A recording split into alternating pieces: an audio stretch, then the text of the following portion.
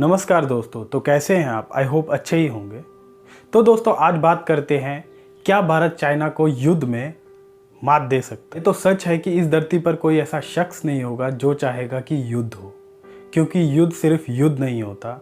युद्ध यानी कि डिस्ट्रक्शन, युद्ध यानी कि इंसानियत की हत्या, जिसमें नागरिक, सैनिक, बूढ़े, बच्चे, महिलाएं, दोषी, निर्दोष मारे जाते हैं, वो भी बिना किसी कारणवश। युद्ध में मेरे दोस्तों देश बर्बाद होते हैं, समाज बर्बाद होता है और परिवार उजड़ जाते हैं। और सच बताऊं तो एक फौजी ही होगा जो चाहेगा कि युद्ध कभी ना हो, कभी ना। तो दोस्तों युद्ध कई प्रकार के होते हैं, इन पे हम विस्तार से बात करेंगे, लेकिन आज मुद्दा है, क्या भारत चाइना को युद्ध में मात दे सकता है?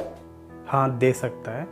मैं कुछ कारण आपके साथ शेयर करना चाहता हूँ कि भारत चाइना को जंग में, युद्ध में, वॉर में मात दे सकता है। मैं चाहता हूँ इस वीडियो को आप ज़्यादा से ज़्यादा लाइक और शेयर करें, ताकि ये हर किसी के पास पहुँचे और हर कोई गर्व फील करे भारतीय होने का। तो चलिए शुरू करते हैं। स्वागत है आपका भारत बुलेटिन।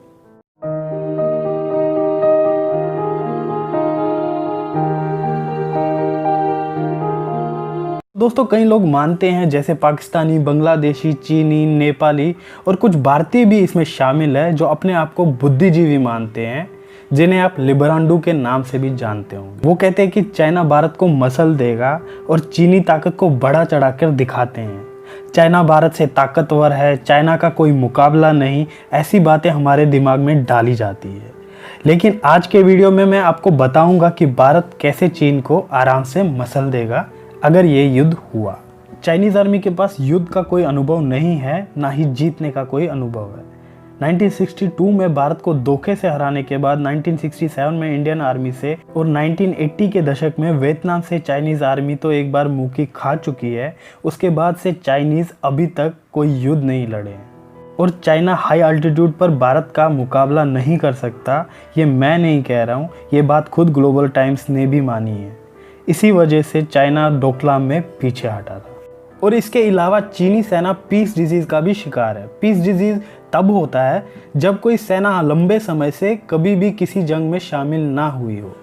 देखो तो चीन आखिरी बार 1979 में वियतनाम से लड़ा है और मात खा चुका है, और उस युद्ध को भी 40 साल हो गए हैं, और इन 40 सालों में चीनी सेना ने कोई भी जंग नहीं लड़ी है। और वहीं भारत की बात करें तो पिछले 70 सालों में भारत 5 बड़ी जंगें लड़ चुका है। आखिरी बार 71 में और 99 में कारगिल में पाकिस्तान की अच्छे से धुलाई भी कर चुका है।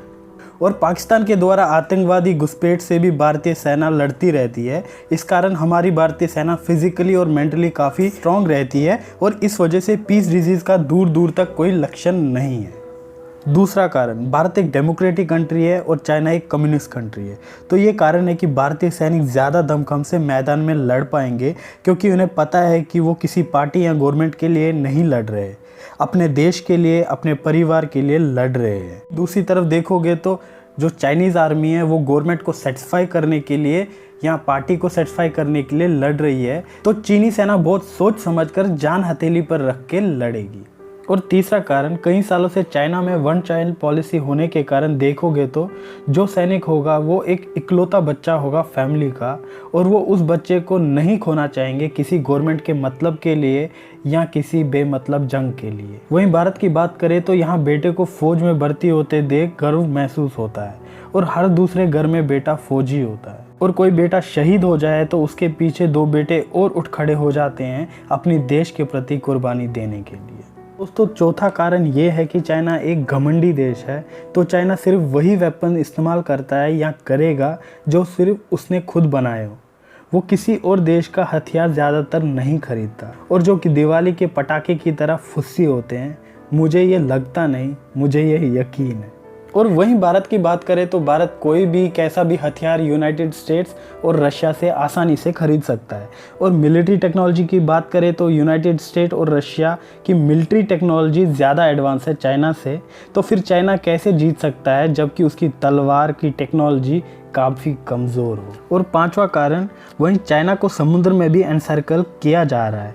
इसमें 4 जून को इंडिया और ऑस्ट्रेलिया के बीच में 7 एग्रीमेंट हुए थे, जिसमें सबसे इम्पोर्टेंट एग्रीमेंट डिफेंस का हुआ था, जिसमें ऑस्ट्रेलिया इंडिया के नेवल बेसिस यूज़ कर सकता है इंडियन ओशन में और इंडिया ऑस्ट्रेलिया के नेवल बेसिस यूज़ कर सकता है पैसिफिक ओशन में। इस एग्रीमेंट का मेन पर्पज़ ये था कि अगर चाइना यूएस या चाइना इंडिया के बीच में वॉर हो जाता है तो चाइना सिर्फ शिप्स इंडियन ओशन या पैसिफिक ओशन को पार ना कर पाए। ऐसे एग्रीमेंट इंडिया ने यूनाइटेड स्टेट, फ्रांस, सिंगापुर और साउथ कोरिया के साथ किए हैं और अब इंडिया जापान के साथ भी ये एग्रीमेंट कर रहा है और वो भी जल्दी हो जाएगा।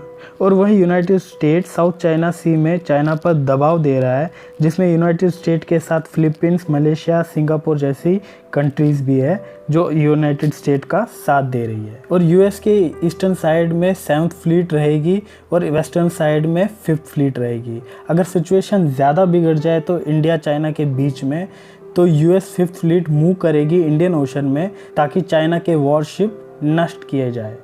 तो दोस्तों ये थे 5 कारण कैसे भारत चाइना को युद्ध में मात दे सकता है। तो दोस्तों उम्मीद करता हूँ ये वीडियो आपको पसंद आई होगी।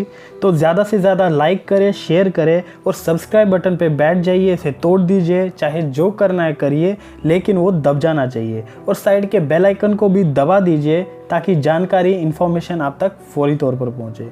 तब तक के लिए धन्यवाद। जय हिंद, जय भारत।